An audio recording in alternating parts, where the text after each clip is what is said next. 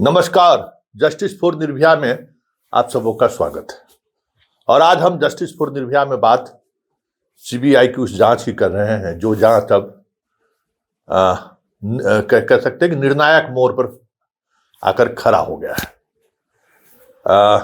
SIT की team में जितने लोग शामिल थे पुलिस पदाधिकारी, कल उन तमाम पुलिस पदाधिकारियों से अलग अलग कमरों में अलग अलग अधिकारी ने पूरी जानकारी दी कि उन्होंने कैसे जांच किया, जांच टीम में कब शामिल हुए, आपकी क्या जिम्मेवारी थी एसआईटी के में शामिल होने के बाद, आप किस किस बिंदु पर आपने जांच की, क्या फाइंडिंग आया।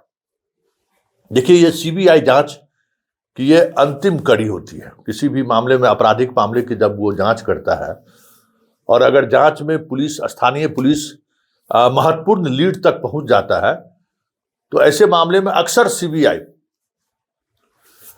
जो स्थानीय पुलिस टीम है उससे अंतिम शुरुआती दौर में भी और अंतिम दौर में भी पूछताछ करती है। पूछताछ मतलब कि उन्होंने क्या पाया, क्योंकि पीओ से लेके, घटना के दिन से लेके, घटनास्थल से लेके जहां वारदात की संभावना है, सभी जगहों पर ये अधिकारी इन सीबीआई से पहले से पहुंचे रहते हैं। उस वक्त बहुत सारे एविडेंस भी रहता है, तो उस एविडेंस को उन्होंने किस तरीके से कलेक्ट किया, फॉरेंसिक लैब को भेजा तो उसमें क्या चीजें सामने आई, सब कुछ जो रिपोर्ट उनके सामने है, जो डायरी लिखी हुई है, उस डायरी के अकॉर्डिंगली, मतलब डायरी में जो बात लिखे हैं और आपने जो पाया है, कोई भिन्नता तो नहीं है।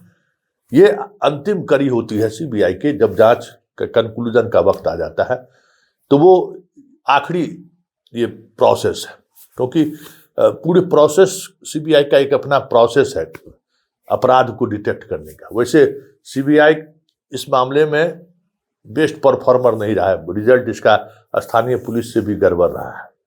लेकिन सीबीआई को इस तरीके का मामला भेजा ही इसलिए जाता है कि स्थानीय पुलिस या सरकार जब किसी मुद्दे को लेकर दबाव में आ जाती है तो उस दबाव को कैसे कम करें, इसके लिए लोग सीबीआई को देता है। क्योंकि सीबीआई के जाने के बाद मीडिया के पास भी ऑप्शन थोड़ा लिमिटेड हो जाता है, कोर्ट की प्रक्रिया में भी थोड़ी पारदर्शिता उस तरीके से नहीं बरती जाती है जिस तरीके से आम केसों में होता है। मतलब सूचनाओं का संकलन थोड़ा कठिन हो जाता है, उससे सरकार को थोड़ी राहत मिल जाती है। लेकिन आज के दौर में तो हर एक खबरें कहीं न कहीं किसी न किसी स्रोत से बाहर आ ही जाता है। तो इस पूरे मामले में जो सबसे बड़ा लीड सीबीआई को मिला है, जो एसआईटी वो लीड नहीं ले सकी, उसकी वजह भी है। देखिए, सीबीआई के पास डाटा एनालिसिस का सबसे लेटेस्ट टेक्नोलॉजी है। आप मोबाइल को कुछ भी कर दीजिए ना, लेकिन मोबाइल अगर हाथ लग गया सीबीआई को तो उससे डाटा एनालिसिस जबरदस्त, उससे उतना बढ़िया डाटा एनालिसिस का तरीका बिहार पुलिस के पास नहीं है। तो मामा, भाई और पीड़िता के मोबाइल का डाटा इस पूरे मामले को कह सकते हैं कि खोल कर रख दिया है। जो बातें डायरी में लिखी गई थी, जो बातें डायरी में लिखने को लेकर परिजनों ने आपत्ति जताई थी, उन तमाम तरीके के आपत्ति, तमाम तरीके के संभावनाओं को खारिज करते हुए इन 3 मोबाइल के डाटा ने कहिए कि इस केस को पूरी तौर पर ओपन कर दिया है। भाई के मोबाइल से मिले कुछ चीजें, ऐसी महत्वपूर्ण चीजें मिली हैं जो इस केस का लीड, सीबीआई को बड़ा लीड दिया है। मामा का तो मोबाइल समझिए कि बल्ले बल्ले हो गया सीबीआई के लिए, मतलब अनुसंधान को और कह सकते हैं कि पुख्ता कर दिया। पीड़िता की मोबाइल समझिए कि उस पर मोहर लगा दिया है। लेकिन सबसे चौंकाने वाला जो डाटा है वो पीड़िता के मां के मोबाइल का डाटा है। वो हम कहने की स्थिति में नहीं है कि उनके मोबाइल से क्या क्या चीज निकला है। आप सोच नहीं सकते कि मां के मोबाइल के डाटा में क्या क्या बातें निकली हैं, क्या क्या चीजें निकली हैं, किस तरीके का एविडेंस मिला है सीबीआई को।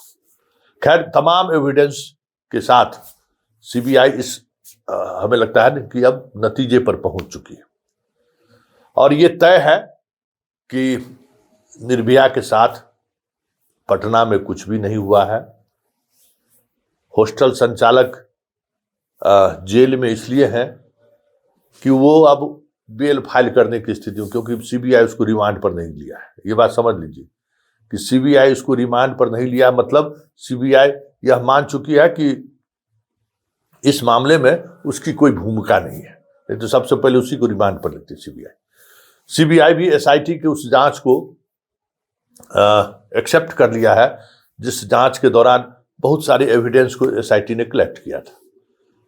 उस एविडेंस को उसने कह सकते हैं कि स्वीकार कर लिया कि हाँ ठीक है, आपकी जांच की दिशा सही दिशा में थी, इसीलिए उसको रिमांड पर नहीं लिया गया है। अस्पताल में उस तरीके से पूछताछ किसी से नहीं हुई है, ना अस्पताल में सीबीआई के जाने की कोई दिलचस्पी है, क्योंकि पूरा सीसीटीवी फुटेज सीबीआई के पास है, उसका अपना मूल्यांकन अपना हो रहा है।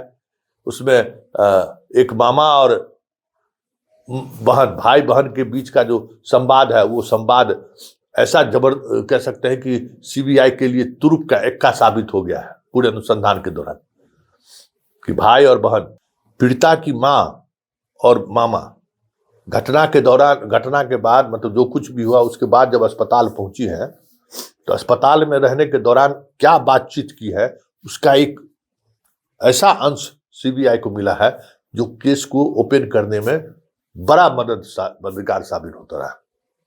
लेकिन अब ये महत्वपूर्ण है कि सीबीआई इसका खुलासा कब करती है, क्योंकि सीबीआई के आज के बाद सीबीआई के लिए कुछ ऐसी चीजें नहीं है जिस पर अब उनको किसी से पूछताछ करने की जरूरत है। डाटा एनालिसिस का जो बेस्ट तरीका हो सकता है, उसका जैसे भी उस डाटा एनालिसिस को जो अध्ययन हो सकता है, वो सीबीआई ने करा लिया है। लड़की के पटना से गांव जाने, गांव से पटना लौटने के दौरान इस बीच उसके मोबाइल की क्या गतिविधि रही है, किससे क्या उन्होंने मैसेज का आदान प्रदान किया है, मामी से कितनी बार बातचीत हुई है, मामा से कितने बार बातचीत हुई है, एक खास रिश्तेदार से उसने इस दौरान कितनी बार बात की है। जहानाबाद 2 तारीख को जब वो कुछ मित्रों के साथ पहुंची है, लगभग 4-5 घंटे तक वो वहां रही है, पार्टी एंजॉय की है, उस दौरान उसके मोबाइल की एक्टिविटी क्या रही, किससे किससे उसकी बातचीत हुई है, साथ ही उस पार्टी में शामिल जो लड़कियां हैं उनसे भी सीबीआई ने पूछताछ की है। मतलब तमाम ऐसी चीजें जिससे लीड मिल सकती थी सीबीआई को, वो सीबीआई उन तमाम लोगों से पूछताछ कर चुकी है। अब है क्या कि पीड़िता के साथ जो हॉस्टल में लड़कियां रह रही थी, हमें जो जानकारी है, उन लोगों से भी किसी न किसी स्तर पर वो पूछताछ कर चुकी है, क्योंकि सब के सब माइनर है, सार्वजनिक तौर पर उससे पूछताछ हो नहीं सकती है, उसको दफ्तर बुलाया नहीं जा सकता है, उसको क्राइम सीन में भी शामिल नहीं किया जा सकता है।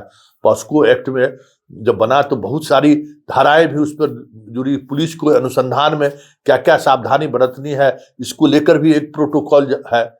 इसलिए तमाम तरीके से सीबीआई अपने आप को इस केस में सब कुछ कलेक्ट कर लिया है। अब हम लोग भी इंतजार कर रहे हैं कि सीबीआई खुलासा कब करती है।